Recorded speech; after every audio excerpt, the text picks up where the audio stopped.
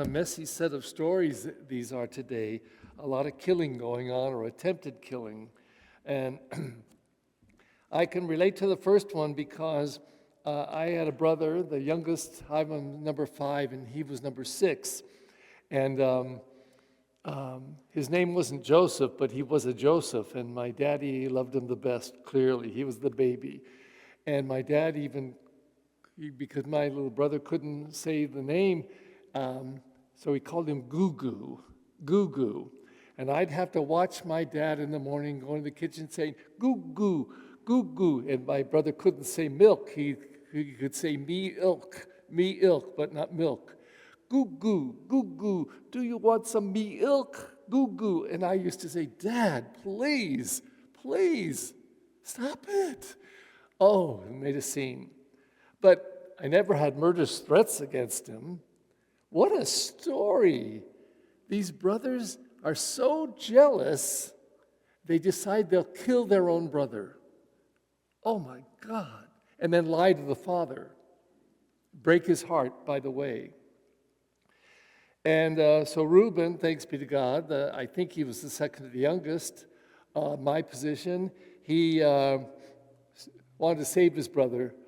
I suppose he was jealous too, but he knew it would break his father's heart.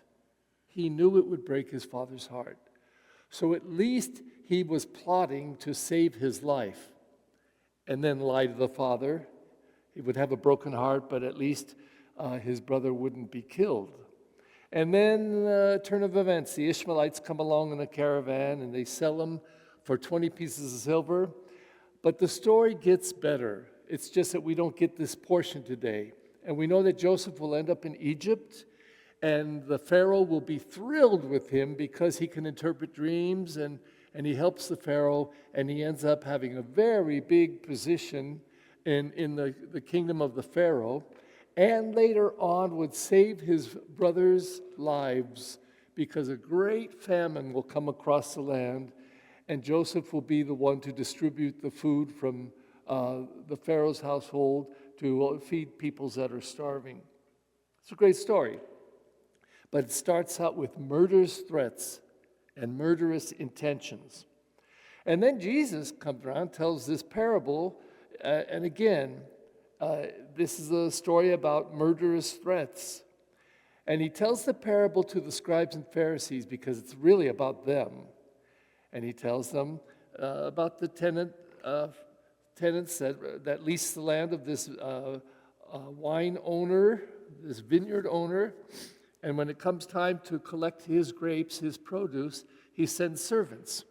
And they kill one, beat one up, stone another. He sends another set of servants. They do the same thing.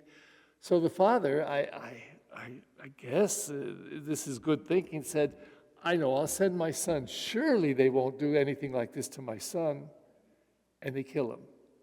Because again, the story on one level doesn't make sense to me, but I understand, and you can correct me if I'm wrong, that in Mexico, it used to be, maybe it still is, that if you have a house there and you come up here but you still own it, but some people break in and live there, and they can take possession of it. I think that's true. And I don't know if that's true in the Philippines, that they can do that. But I know in this country it's not true. All you have to do is produce the deed, and the police will come and kick the people out of your house. But that must have been the case here too, that these tenants could actually, if they killed the son, then they could take the inheritance, move into the property and take it over. And that's what the story's about. But Jesus asked the question, what do you think that father should do to those men who did this? And they themselves say they're wretched men, and they should face a wretched death themselves. And then Jesus gets to say, aha, that's you. That's you. And I'm the son. And I will be rejected. That's what I'll go through. But I'll end up with glory. And this is what we're being prepared for. This story isn't for them. This story is for us, so that we can see where this gospel is going and what the story of Jesus is going to end up with.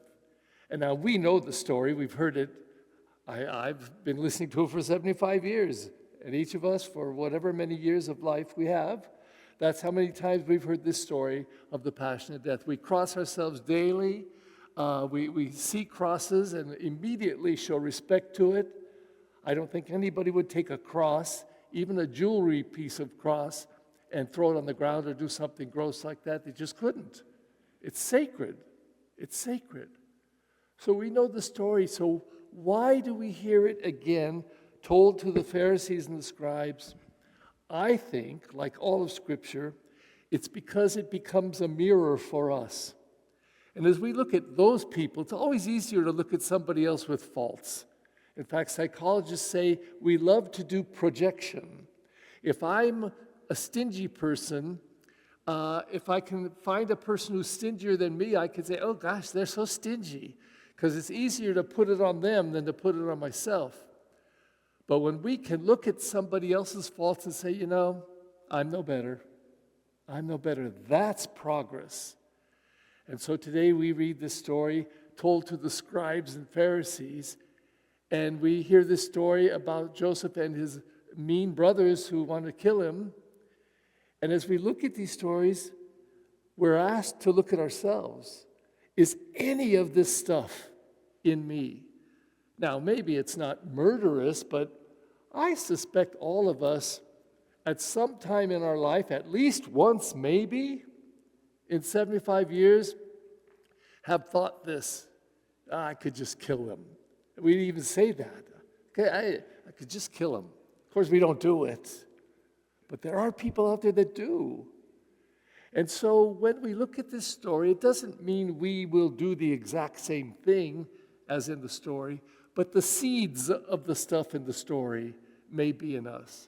The jealousies, the angers, even the hatreds, even the unwillingness to forgive. So that when we get to that point on Palm Sunday, and that point especially on Good Friday and Palm Sunday, and read the story of the Passion, we get to ask ourselves, and who am I in this story? Where am I in this story? You'll notice at the end of this reading today, it says, and although they were attempting to arrest him, the scribes and Pharisees were attempting to arrest Jesus, they feared the crowds, for they regarded him as a prophet. Did they? Sure, on Palm Sunday we'll say, Hosanna to the Son of David! Hosanna to the Son of David! The crowds are shouting, and by the end of the gospel they're shouting, crucify him! Crucify him! The same crowds that are saying Hosanna. And so we look at the story, and find ourselves in it, and maybe that's our salvation, to admit our own sinfulness and our need to grow, especially in the gift of love.